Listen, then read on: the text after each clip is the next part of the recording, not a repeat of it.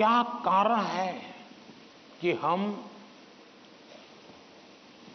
Trust deficit पारिवारिक जीवन में अनुभव कर रहे हैं? अगर पारिवारिक जीवन में भी हम ट्रस्ट डेफिसिट अनुभव करते हैं तो ये बहुत ही चिंता का विषय है। और ये ट्रस्ट डेफिसिट अचानक नहीं होती है, एक लंबे कालखंड से गुजर करके निकलती है। और इसलिए हर पेरेंट्स को, हर टीचर को, हर स्टूडेंट्स को बहुत ही बारीकी से अपने आचरण को एनालाइज करते रहना चाहिए। आखिरकार माँ बाप मेरी बात पे भरोसा क्यों नहीं करते?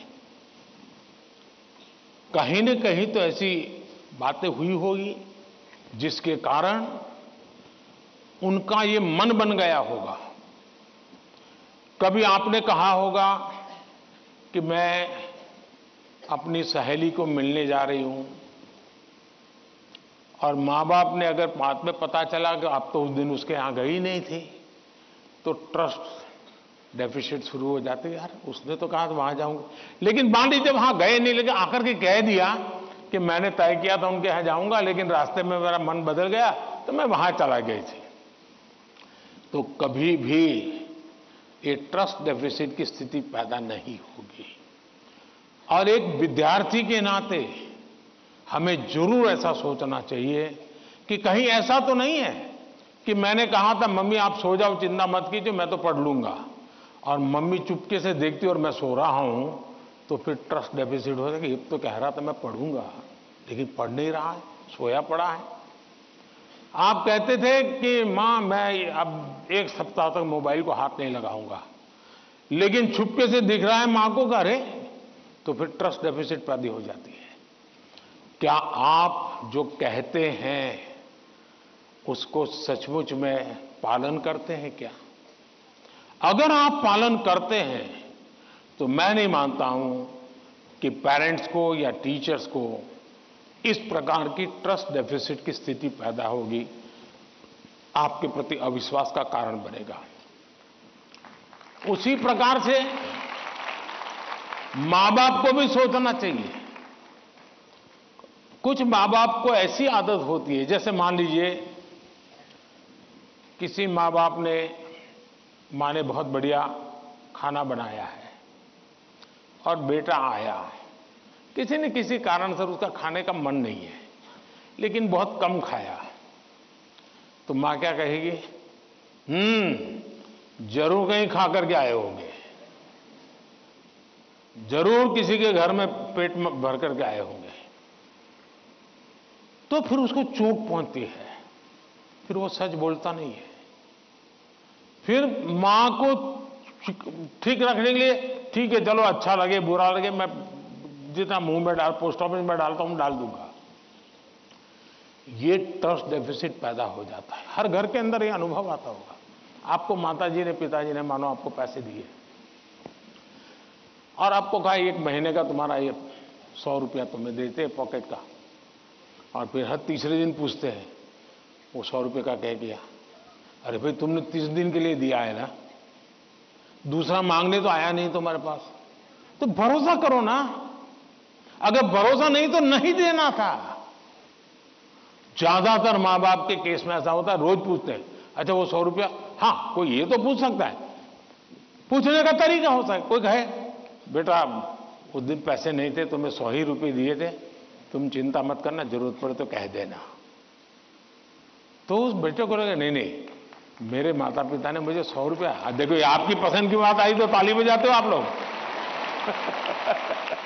अगर वही सवाल ये पूछते 100 का क्या किया, इसके बजाय ये कहते, तो बेटा कहेगा ना मां बिल्कुल नहीं, मेरे पास पैसे हैं, सफिशिएंट है।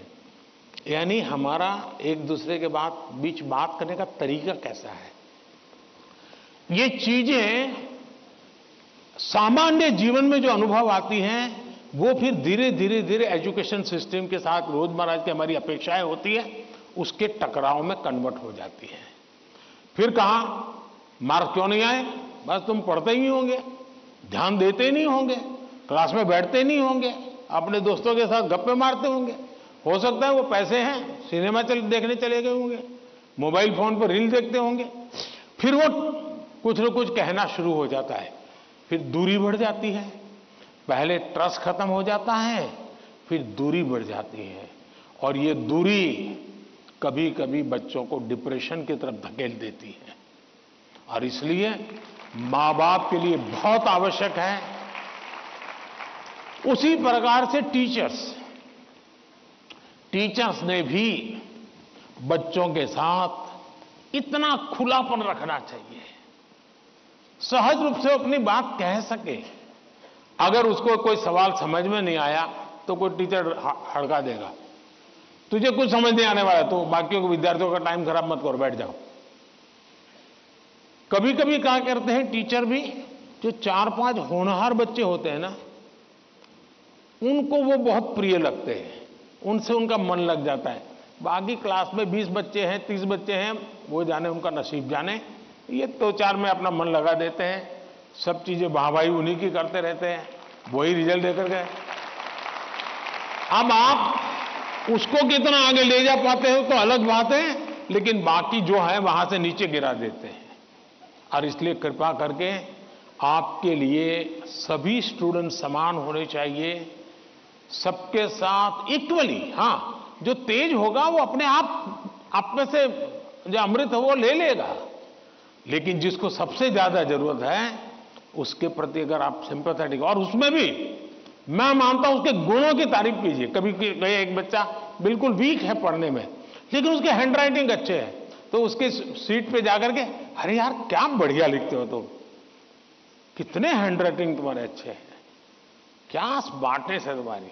कभी ऐसा एक डल विद्यार्थी है, अरे यार तेरा कपड़ा बहुत शर्ट बहुत अच्छा है, उसके अंदर कॉन्फिडेंस बिल्डअप होगा, वो आपके साथ खुलने लग जाएगा, वो आपसे बातें करने लगेगा कि ये साहब के प्रति मेरे प्रति उनका ध्यान है। अगर ये सहज वातावरण बन जाएगा तो मैं नहीं मानता हूं कि, लेकिन ये विद्यार्थियों का भी उतना ही दायित्व है। हमें आत्मचिंतन करना चाहिए कि मेरी ऐसी कौन सी बातें थी जिसने मेरे घर के लोगों का मुझ पर से भरोसा उठ गया।